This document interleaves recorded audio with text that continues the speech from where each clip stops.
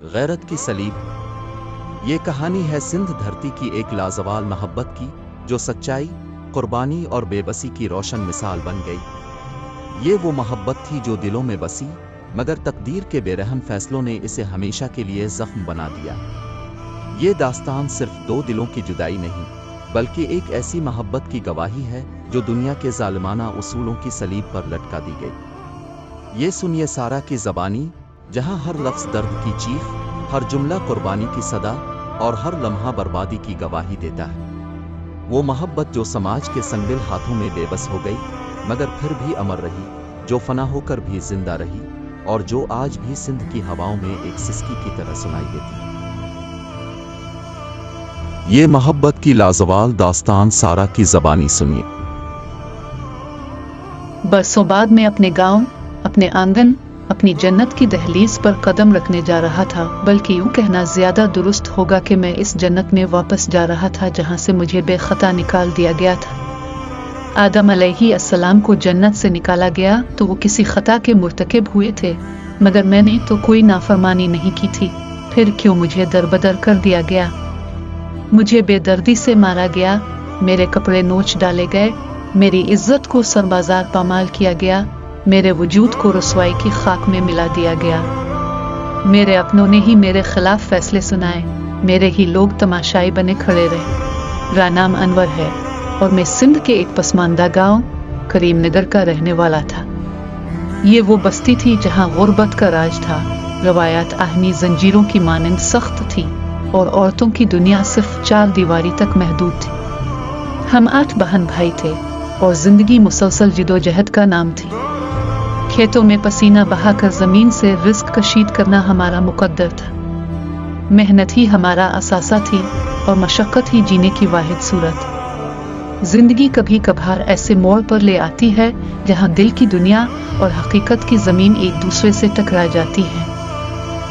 میں برسوں سے اپنی ماں کے سوا کسی سے دل نہیں لگا پایا تھا، لیکن وہ دن، وہ لمحہ میری زندگی میں ایک نیا باب لکھنے والا تھا۔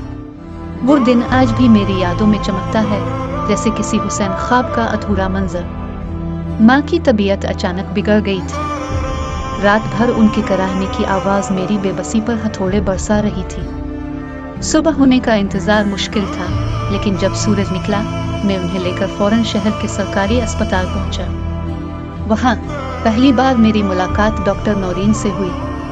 وہ ایک نرم لہجے والی، شفقت سے بھرپور، سراپا مہر و محبت کی تصویر تھی۔ اس کے ہاتھوں میں جیسے شفا تھی، اس کی مسکراہٹ میں جیسے کوئی جادو تھا، اور اس کی آنکھوں میں ایک انکہی کہانی چھپی تھی۔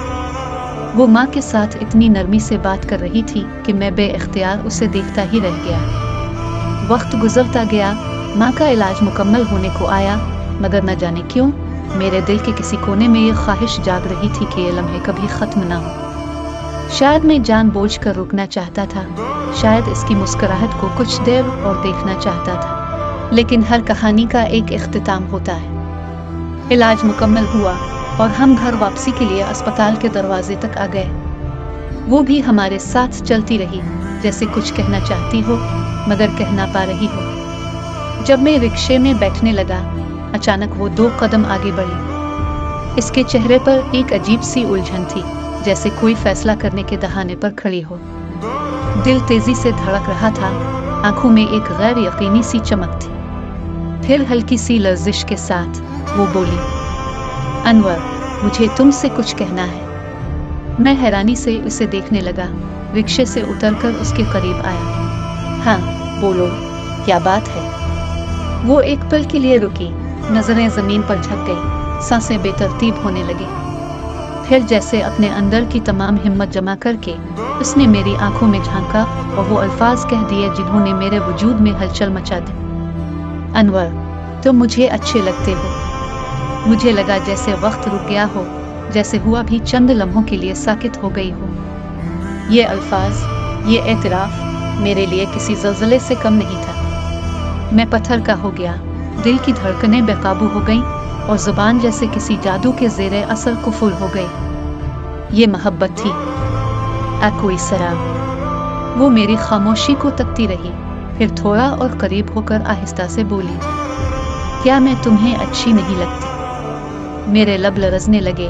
दिल की गवाही मेरी ज़बान पर आना चाहती थी, मगर मैं रवायत की जंजीरों में कैद था। मेरी उम्र 24 साल थी और वो शायद 30 से कुछ ज़्यादा, मगर हसन का एक ऐसा पैकर थी जिसके सामने वक्त की कैद कोई मानी नहीं रखती थी। सच कहूँ तो वो मुझे पहली ही नज़र में अच्छी लगने लगी थी, मगर मैं कभी मर कर भी इसका इजहार ना करता।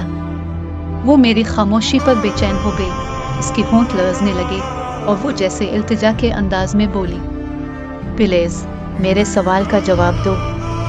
ये वो लम्हा था जब मेरी हिम्मत टूट गई, मेरे ज़ब्त की दीवारें गिरने लगी। मैंने धीरे से कहा, हाँ नौरीन, तो मुझे भी अच्छी लगती हो। बस ये सुनते ही इसकी आंखें नमी से भर गई। शायद ये खुशी के आंसू थे, शायद ये किसी देरीना ख्वाब की ताबीर थी, शायद तकदीर के फैसले का शुक्र था। हम दोनों कुछ देर खामोश खड़े रहे, जैसे लफ्ज़ों से ज़्यादा हमारी खामोशी सब कुछ कह रही हो। फिर बातों का एक नया सिलसिला चल निकला, जो वक्त के साथ साथ मज़ीद खूबसूरत होता जा रहा था। आखिर में हमने वदा किया कि 4 दिन बाद इसी जगह इसी वक्त फिर मिलेंगे।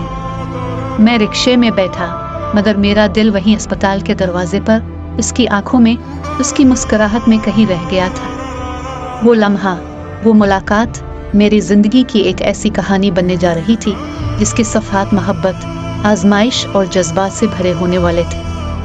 हम घर पहुंच गए, लेकिन मेरा दिल और दिमाग पर नौरीन छाई हुई थी। सोचते सोचते 4 दिन गुजर गए।